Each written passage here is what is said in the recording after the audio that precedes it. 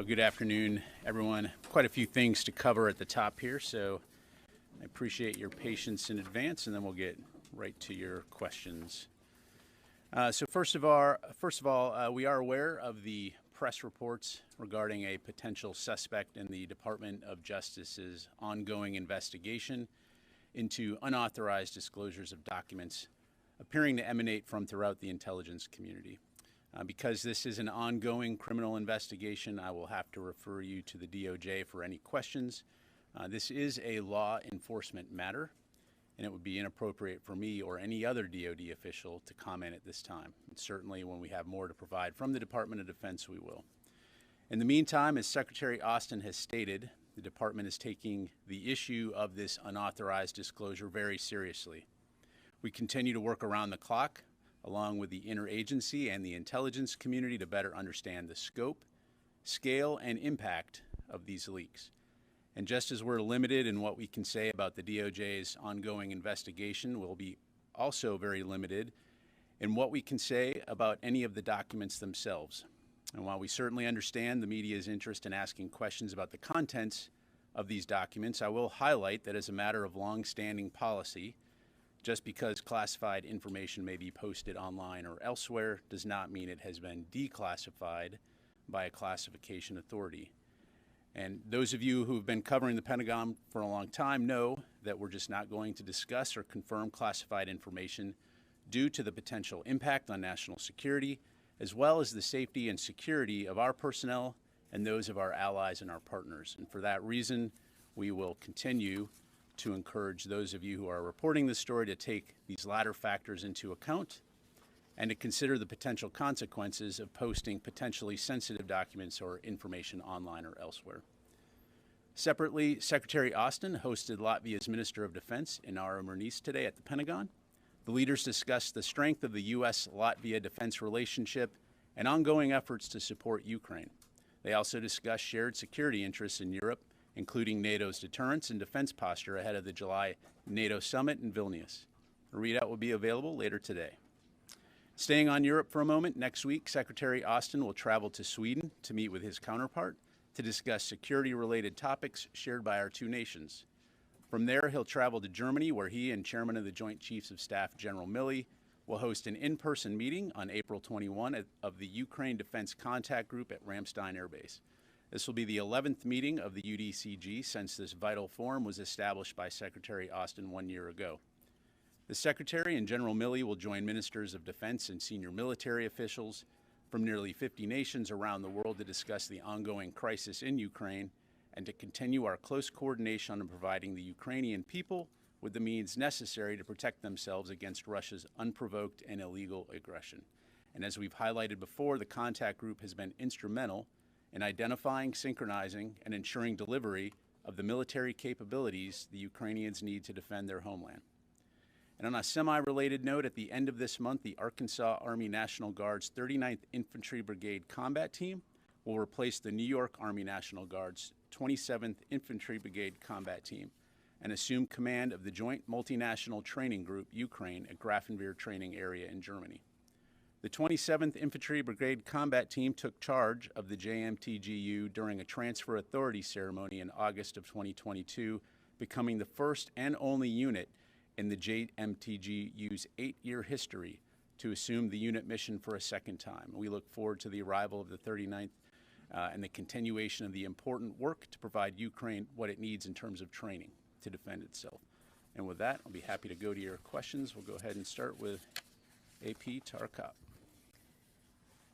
Thank you, General Ryder. So can you confirm that Airman First Class Jack Teixeira, a member of the Massachusetts Air National Guard, is a person of interest in this leaked documents case? And I have several other questions.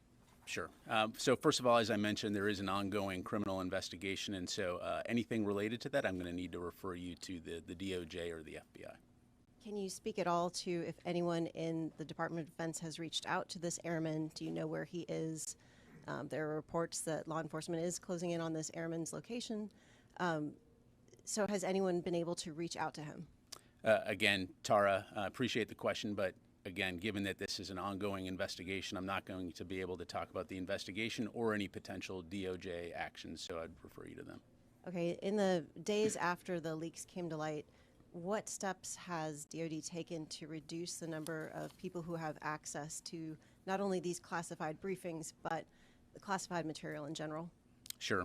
So we continue to review a variety of factors as it relates to safeguarding classified materials. This includes examining and updating distribution lists, assessing how and where intelligence products are shared, and a variety of other steps. I would say, though, that it is important to understand that we do have stringent guidelines in place for safeguarding classified and sensitive information. This was a deliberate criminal act, a violation of those guidelines. And so, again, I think that's important to understand. Now, we will continue to do everything we can to ensure that people who have a need to know when it comes to this kind of information have access to that. We're always going to learn from every situation.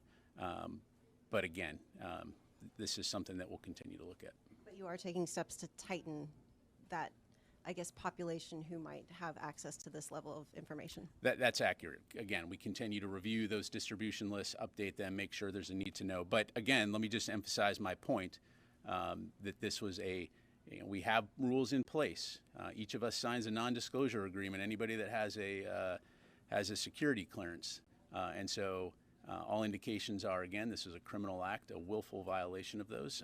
And again, another reason why we're continuing to investigate and support DOJ's investigation. And just last question, do you have a sense that this is just the act of one individual? And even if so, wouldn't members of his chain of command also be held accountable for this lost information? Again, I don't want to speculate or get ahead of the DOJ's investigation. We need to allow that to run its course, and so I'd refer you to them. Let me go ahead and go to Gordon, and then I'll come back to Jen. Yeah, Pat, there's two questions. One, just to clarify, in DOD's efforts to change the way you do business in terms of protecting classified information, apart from the stuff that you do already, is that DOD-led or is that joint staff-led? Who's kind of directing what on that? And the second question is just hypothetically, I know you like hypotheticals, if somebody was to be charged, what would determine whether the military would charge and indict and carry out the legal process against that person or people or DOJ? Yeah. So on your latter question, you're right. I don't want to get into hypotheticals. I will say that, as always, every case is judged on its own merits, and we need to allow this investigation to run its course. And then, of course, there'll be more to say on that.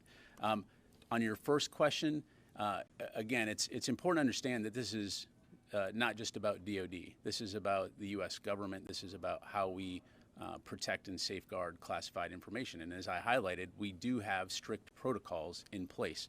So anytime there is an incident, anytime there's an opportunity to review that and refine it, we're, of course, going to take advantage of that. Within the Department of Defense, as you've heard us say, Secretary Austin has been convening daily meetings with his senior leaders, to include the chairman, to talk about reviewing the scope and the impact of this, and also to look at mitigation measures and what we need to do across the Department of Defense to ensure that we're doing our utmost to reinforce existing policies, procedures, and rules. And if there are any areas where we need to tighten things up, we certainly will. But you've made some changes already. That's correct, as I mentioned it. When I say DOD, I mean the Department of Defense, across the entire enterprise. Okay, Jen. General Ryder, you say that there are strict protocols in place, and yet a 21-year-old airman was able to access some of the nation's top secrets. How did this happen, and isn't this a massive security breach? Again, we need to allow the investigation to run its course. We'll, of course, know more when that is completed, so I'd refer you to DOJ on that. What is your message to anyone who might be thinking of leaking these kind of documents in the future? Look, again, we have procedures, we have protocols in place. We receive regular training on the proper handling of classified information.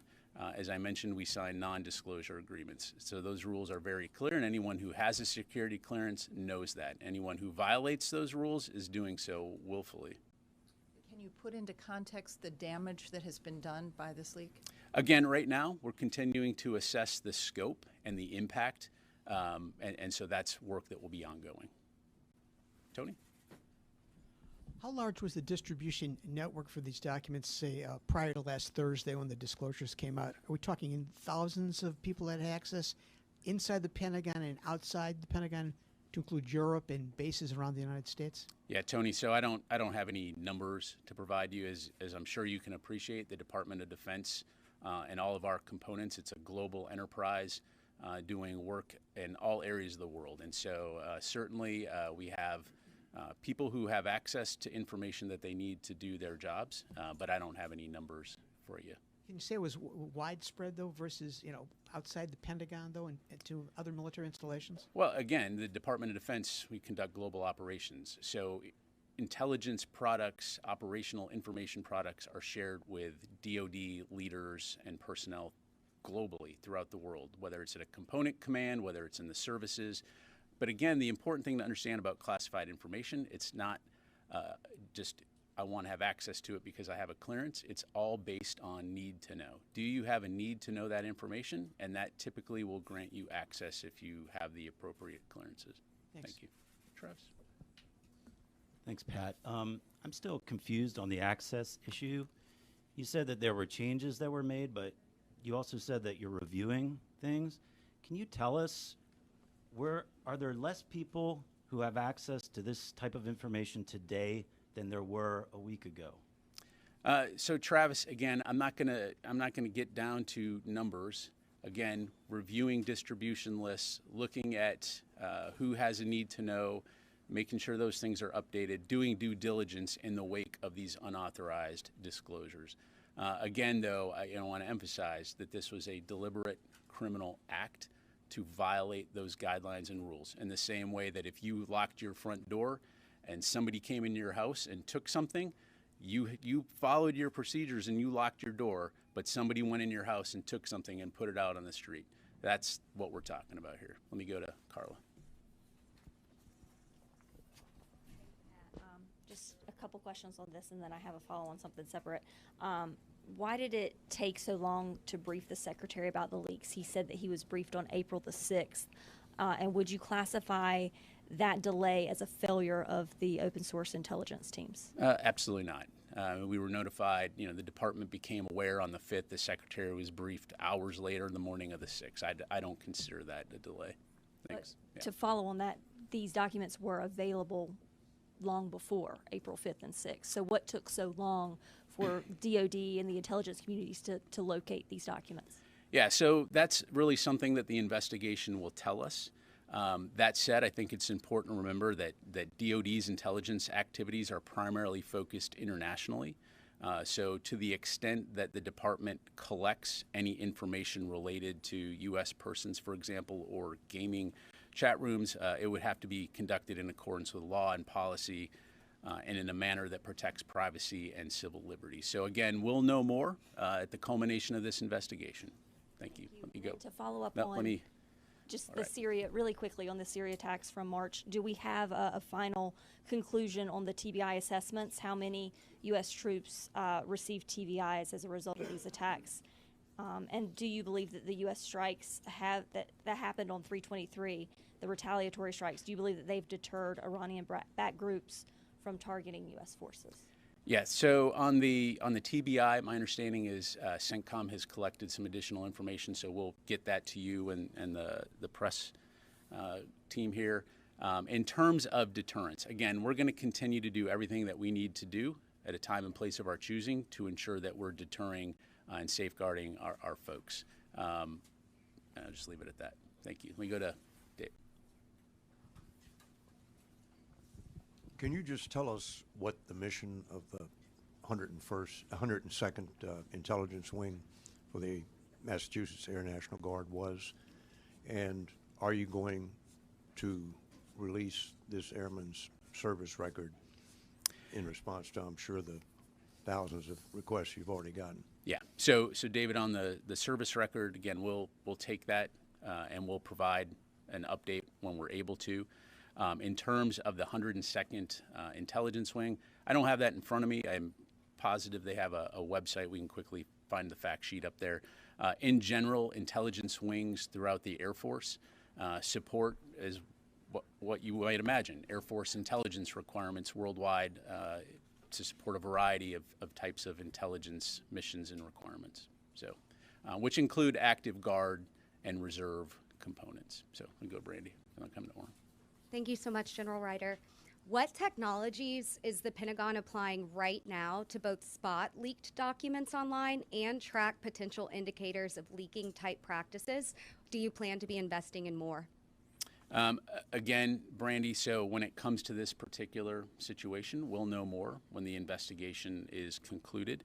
As I highlighted, when it comes to intelligence collection within the Department of Defense, that's focused primarily internationally. I'm not going to get into the specifics of where, how, and when we conduct our intelligence activities, but we're always looking at potential gaps, potential vulnerabilities, and that's something that will just be ongoing work. You are using technologies right now to spot potential leakers of future documents.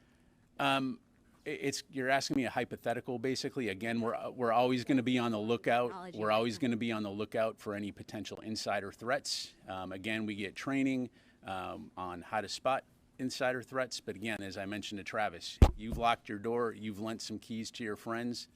If one of those friends decides to give the keys away, hopefully you've been able to clue in on those signals. So we'll continue to monitor. I don't think it's lost on anyone in this room that this is all happening at the same time that Deputy Secretary Hicks is conducting a review of the Pentagon's classification practices and at times overclassification. So can you talk about how this incident is informing that ongoing review? Again, I think that there's the investigation that the DOJ is conducting. And then you're talking about something separately, which is, again, our review of classification requirements, acknowledging that where we need to be better in terms of classification. So having no impact on Hicks's Thank you. review. I'm going to go on to Orrin Okay. here. Yep.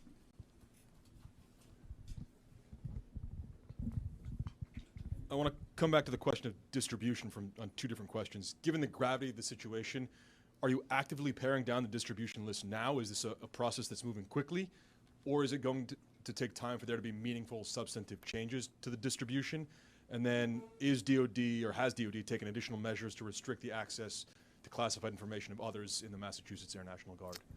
So, Orrin, broadly speaking, I think I've already answered the question that yes, we are taking and have taken steps to review distribution lists and to ensure that the folks receiving information have a need to know. But again, to belabor the point, we have safeguards in place. We have processes. We have procedures. We'll continue to do due diligence as part of this review to ensure that we're doing everything we can to prevent potential unauthorized disclosures in the future, recognizing that, again, this was a criminal deliberate act. Thank you. And of the Massachusetts Air National Guard. Again, I don't have anything on that. Row.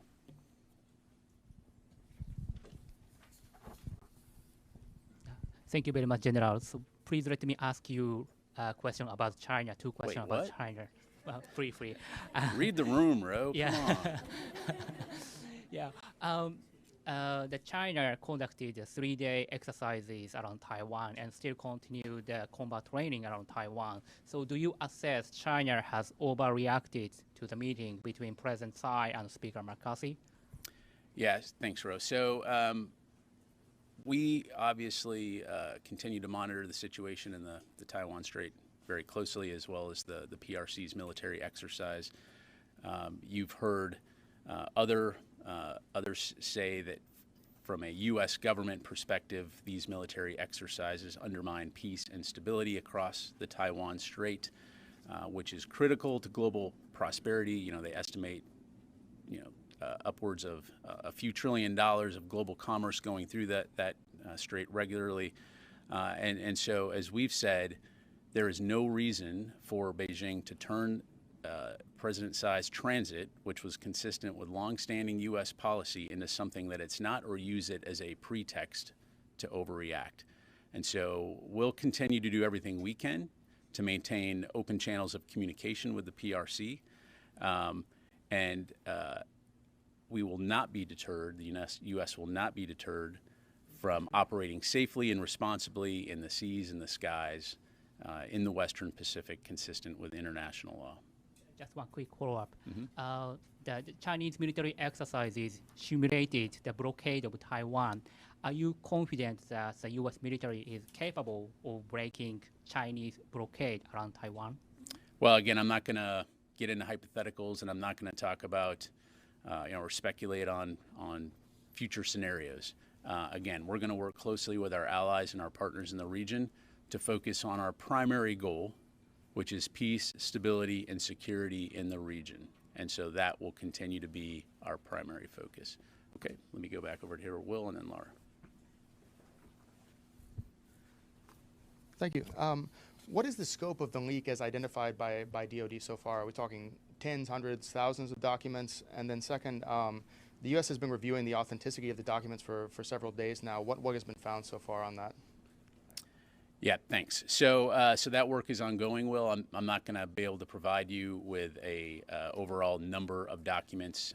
We're just going to continue to look at this. As you highlight, some of the initial indications were that some of those documents had been altered.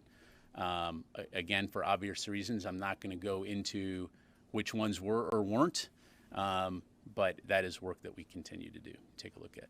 Laura?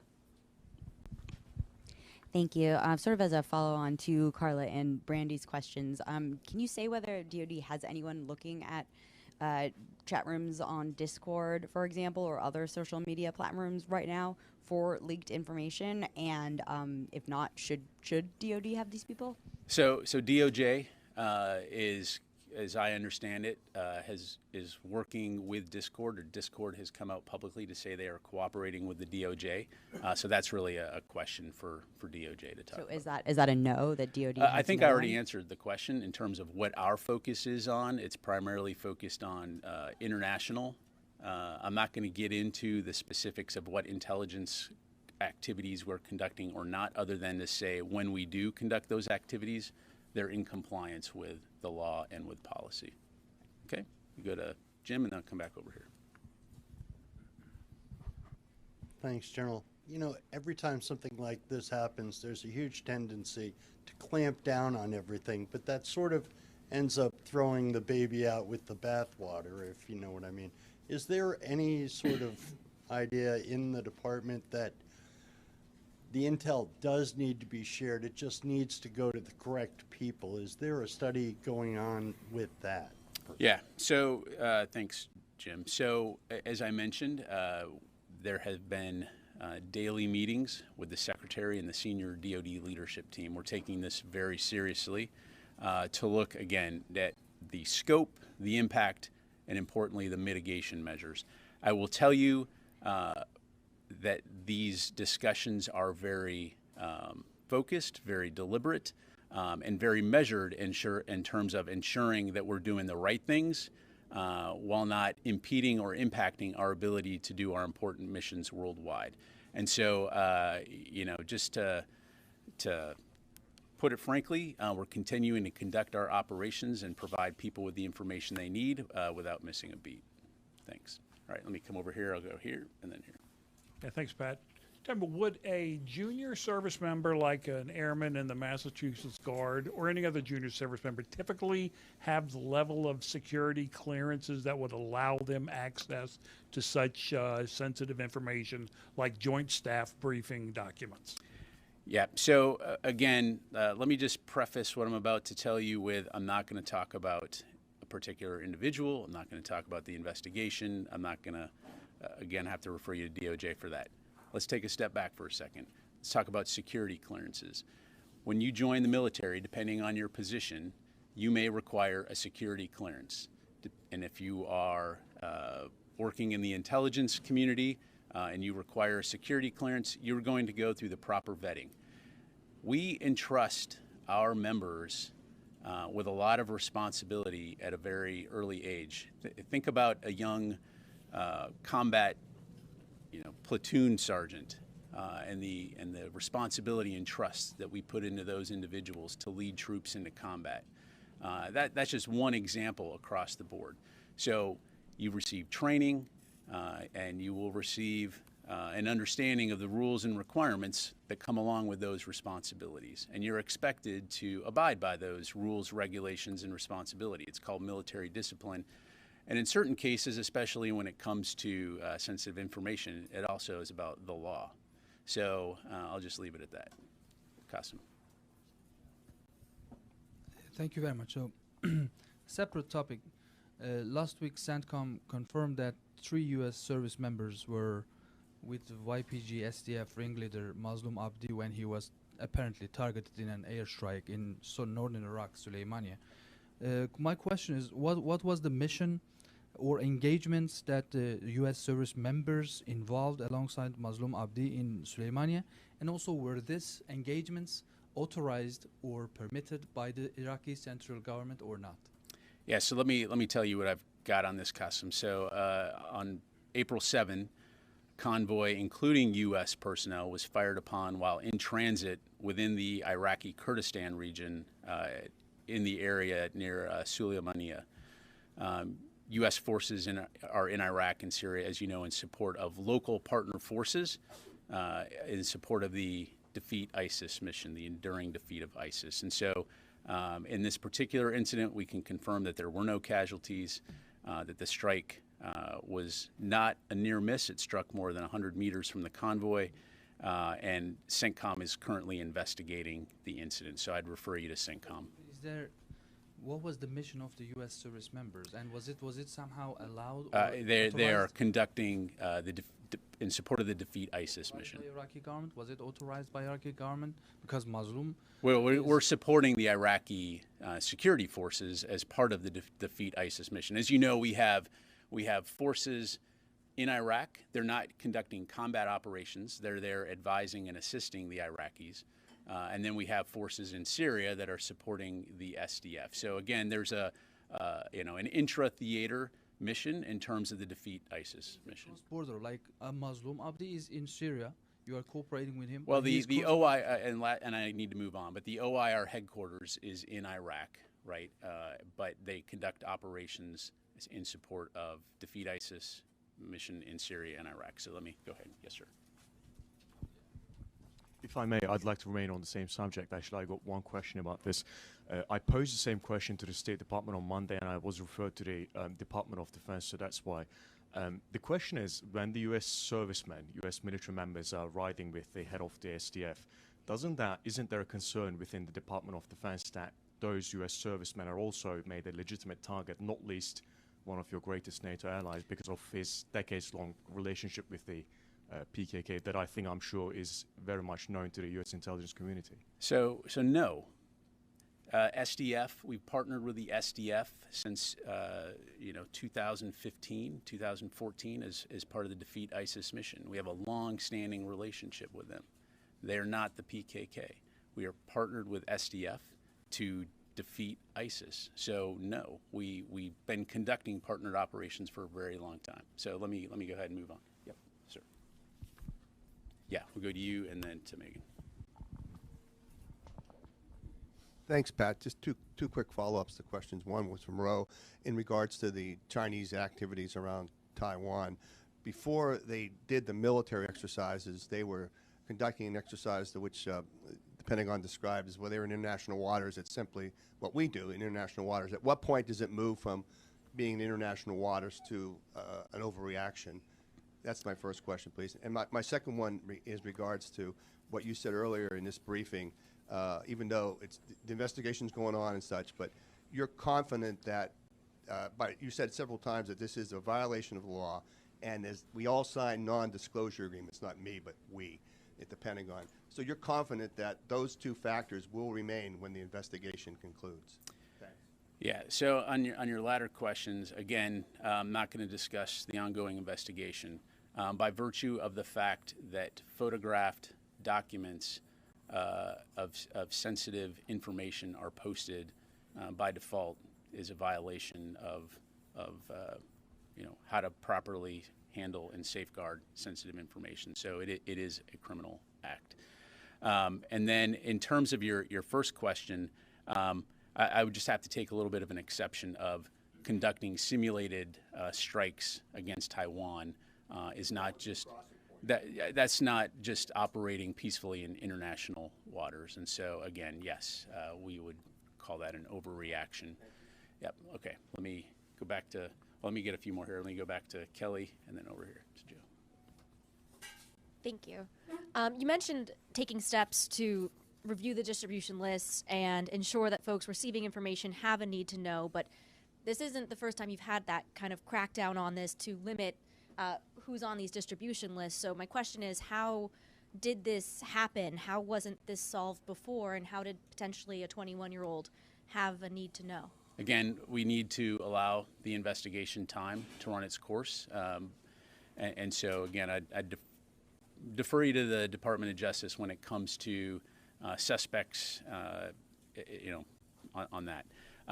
And again, look, this is something that will continue to be important work to ensure that there's an understanding of the rules and regulations. Again, we have strict safeguards in place, and people are expected to abide by those. I'll just leave it at that.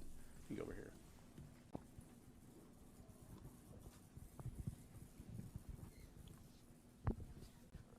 Thanks, General. Quick one on the Syria strike. So just to clarify, there has been no attribution to who was behind that attack with the 3 guns? Again, my understanding is it's continued. CENTCOM is investigating, so I'd refer you to them. And, secondly, yesterday, Reuters cited several sources, including intel officials, as saying that they've seen Iranian weapons being moved into Syria following certain sanctions waivers following the earthquake. Has DoD seen any increase or uptick in Iranian weapons heading for Syria? Yeah, thanks. I don't have anything to provide from here other than, again, we, as evidenced by the IRGC aligned groups in Syria, we know that Iran conducts malign activities within Syria. So I got time for 2 more. Megan, and then go to the back there. And then we'll end on Tar. Several media reports have said that the airman in question was working at Fort Bragg at the time that the documents were put online. Was he on Title X orders at the time, or has he been on Title X orders since? Yeah, thanks, Megan. Again, I don't have anything to provide on that front. I have to refer you to DOJ, and when we have more to provide, we certainly will. Follow up. Has the leak prompted any discussion at OSD about either tightening policies or bulking up training for OPSEC or social media? Again, our review is ongoing. I've mentioned some of the steps that we've taken, and we're going to do everything that we need to do due diligence to ensure that we are properly safeguarding classified information. Again, I can't emphasize enough that this is something that Secretary Austin and the entire department are taking very, very seriously. We understand the impact that an unauthorized disclosure like this can have on national security. And so, again, it's something that we'll continue to work very hard on. Thank you. We'll go here and then over to Tar.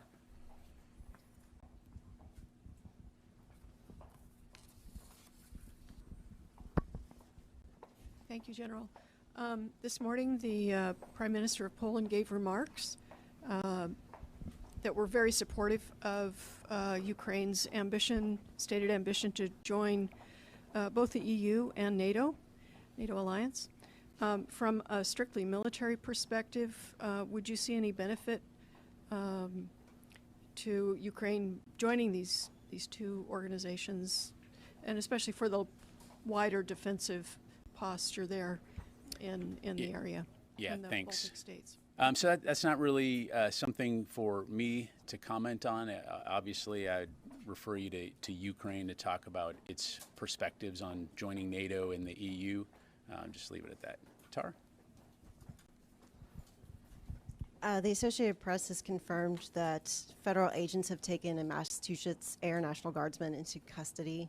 At this point, could you speak a little bit more about this case? I cannot. I'd, again, refer you to DOJ. It's an ongoing DOJ investigation and activity, so I'd refer you to them. And again, I will say when we do have more to provide, we certainly will. Okay, thank you very much, everybody. Appreciate it.